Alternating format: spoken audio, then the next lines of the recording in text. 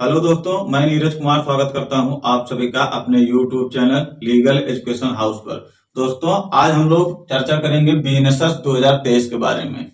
भारतीय नागरिक सुरक्षा संहिता 2023 जो कि सीआरपीसी 1973 का रूपांतरण है, जिसे 1 जुलाई 2024 को लागू किया गया। 2023 में ये बन के तैयार हुआ और 2024 में इसे पूरी तरीके से लागू कर दिया गया और सीआरपीसी को हटा दिया गया। तो वर्तमान में हम लोग बीएनएसएस दंड प्रक्रिया के बारे में, बीएनएसएस के बारे में हम लोग पढ़ते हैं और यही हमारे कानून में फॉलो होता है।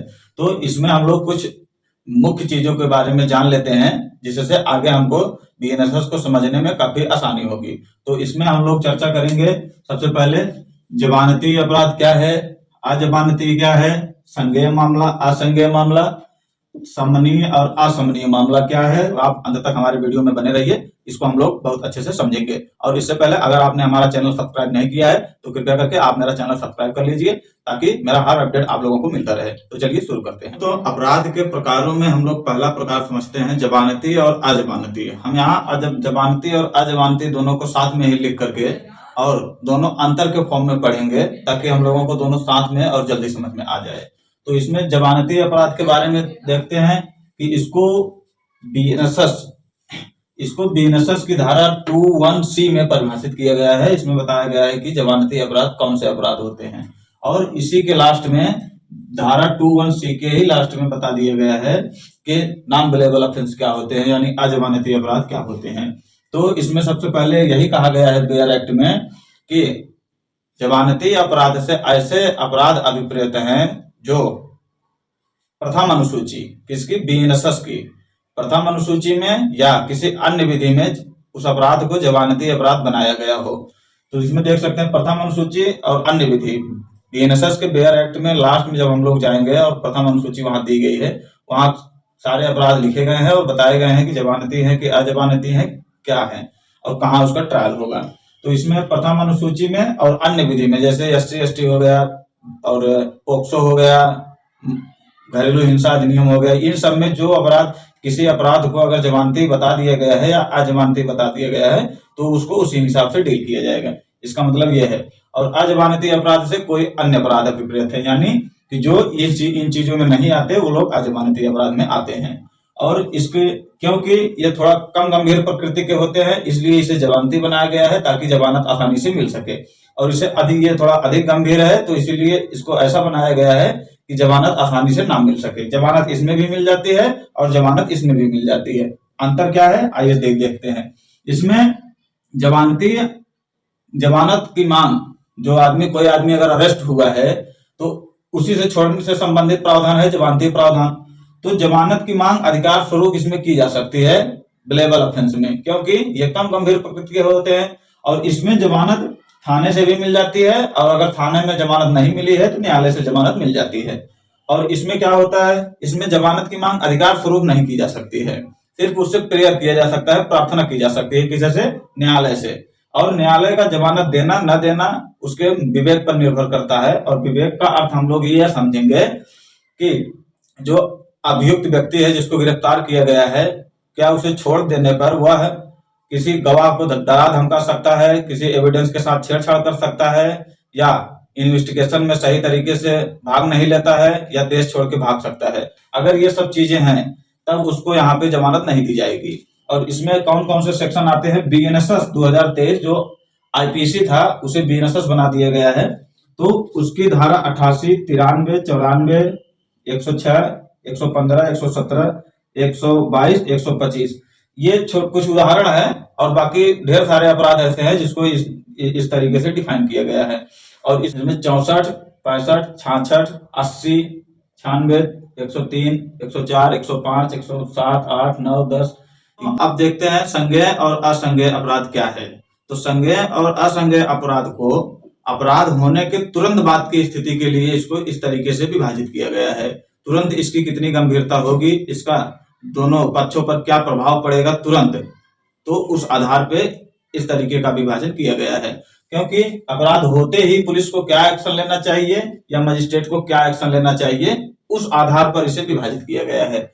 तो अपराध होते ही क्या होता है, तो सबसे पहले आप FIR कर सकते हैं या तो कंप्लेंट कर सकते हैं। तो उस आधार पर देखते हैं संज्ञेय और असंज्ञेय मामले में क्या क्या चीजें आती हैं। तो इसकी परिभाषा बीएनएसएस की धारा 21G में इसको परिभाषित किया गया है संज्ञेय मामले को, और असंज्ञेय को धारा 21O में परिभाषित किया गया है। तो संज्ञेय अपराध क्या है? ऐसा अपराध की प्रकृति ऐसी है कि पुलिस अधिकारी को बिना वारंट गिरफ्तार करने का अधिकार है। इस संज्ञेय मामले में पुलिस के पास ज्यादा पावर होता है और असंज्ञेय मामले में पुलिस के पास बहुत कम पावर होता है।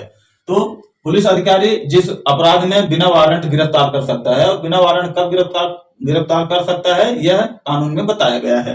तो ऐसा कोई कानून है जिसमें पुलिस अधिकारी तुरंत उसको गिरफ्तार कर सकता है बिना मजिस्ट्रेट के आदेश के, तब वह संज्ञेय मामला माना जाएगा। यह अधिक गंभीर होता है और ऐसे मामलों में मजिस्ट्रेट के आदेश के बिना ही अन्वेषण चालू कर दिया जाता है, चालू कर दिया जा सकता है अगर पुलिस चाहे तो मजिस्ट्रेट के आदेश की जरूरत नहीं पड़ती अन्वेषण चालू करने के लिए। यहाँ अन्वेषण और इंक्वायरी, अन्वेषण मतलब इन्वेस्टिगेशन और इंक्वायरी यानी जांच, तो पुलिस जो करती है वह इन्वेस्टिगेशन करती है, पुलिस जांच कभी नहीं करती है, जांच करता है न्यायालय।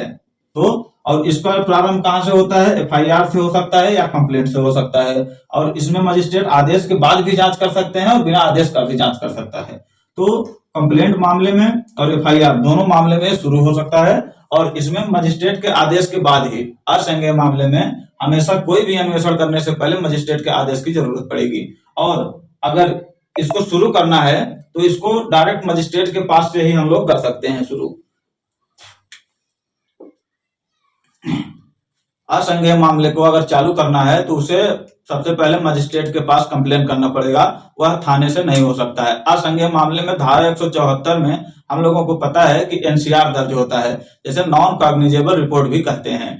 तो पहले धारा 155 में हुआ करती थी सीआरपीसी के, अब नए बीएनएसएस में 2023 में धारा 174 में इसे रखा गया है। इसके कुछ उदाहरण हैं, जैसे धारा 64 से लेकर 80 तक पूरा संज्ञेय मामला है।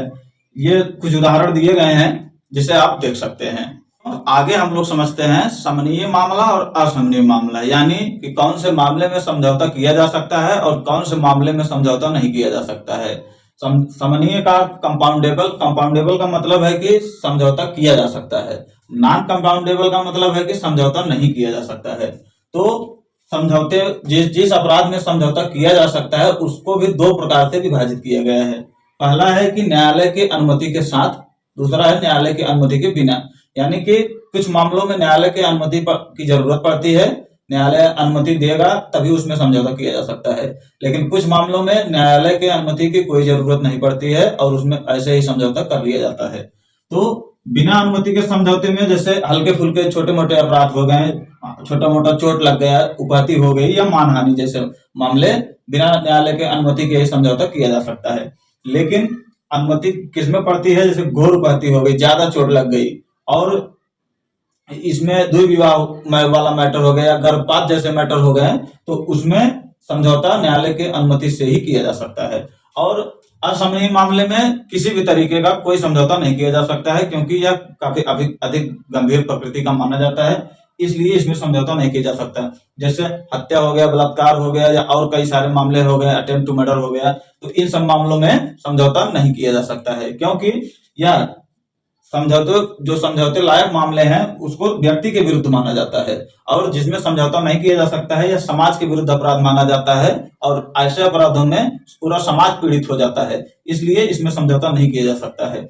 और यह सिर्फ उन दो पार्टियों को ही इसमें विक्टिम माना जाता है, दो पार्टियों को ही इसमें इन्वॉल्व किया जा सकता है, इसलिए यह व्यक्ति के विरुद्ध माना जा सकता है।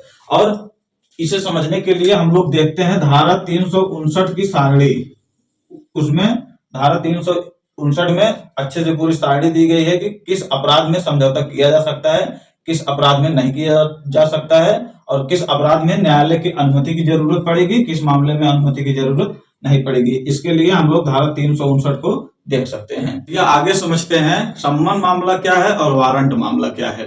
देखिए, इसको विचारण के आधार पर इसको वर्गीकृत किया गया है, इसका विचारण किस तरीके से किया जाएगा। तो हम लोग देखते हैं कि सम्मन की परिभाषा धारा 21X में दिया गया है बीएनएसएस के, और 21X में कह दिया गया है कि सम्मन मामला ऐसा मामला है जो वारंट मामला नहीं है। समन मामला ऐसा मामला है जो वारंट मामला नहीं है। तो धारा 21 में यही कहा गया है, और इसको पढ़ने से हमको कुछ ज्यादा समझ में नहीं आ रहा है।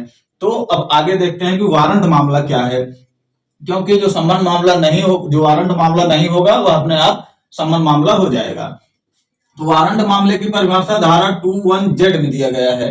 धारा 21Z में वारंट मामले की परिभाषा दिया गया है, और इसमें कहा गया है कि मृत्युदंड या आजीवन कारावास या 2 वर्ष से अधिक के कारावास से जो अपराध दंडनीय है वह वारंट मामला होगा। और इससे हम लोगों को समझ में यह आता है कि समन मामला ऐसा मामला है जिसमें 2 वर्ष से कम का दंड का प्रावधान हो या केवल जुर्माने से दंडनीय हो, और 2 वर्ष से अधिक का दंड अगर मिल रहा है तो वह वारंट मामला हो जाएगा। अब इसमें ट्रायल कैसे शुरू होगा? ट्रायल न्यायालय में उपस्थित होने के लिए सबसे पहले सम्मन ही जारी किया जा सकता है सम्मन मामले में। इसके बाद अगर वह नहीं उपस्थित हो रहा है तब उसको वारंट जारी किया जा सकता है। लेकिन वारंट मामले में न्यायालय जैसा उचित समझे तो सम्मन जारी कर सकता है न्यायालय में उपस्थित होने के लिए, या सीधा वारंट जारी कर सकता है वारंट मामलों में। तो ऐसे अपराध जिसमें 2 वर्ष से कम दंड का प्रावधान है वह सम्मन मामला है, और उसको ट्रायल शुरू करने के लिए या न्यायालय में उपस्थित होने के लिए अभियुक्त को या दोनों पार्टियों को सम्मन जारी किया जा सकता है। लेकिन वारंट मामले में जो 2 वर्ष से अधिक और मृत्यु दंड तक जो दंडनीय अपराध हैं उसमें सम्मन या वारंट दोनों जो उचित लगे न्यायाधीश को या न्यायालय को वह जारी कर सकता है। तो इस तरीके से हम लोगों ने समझा कि जमानती और अजमानती अपराध क्या है, संज्ञेय असंज्ञेय अपराध क्या है, समनीय और असमनीय अपराध कैसे होते हैं, और सम्मन और वारंट मामले को हमने समझा। और आपको कुछ चीजें अगर नहीं समझ में आई हैं तो आप कमेंट करके हमसे पूछ सकते हैं। धन्यवाद दोस्तों।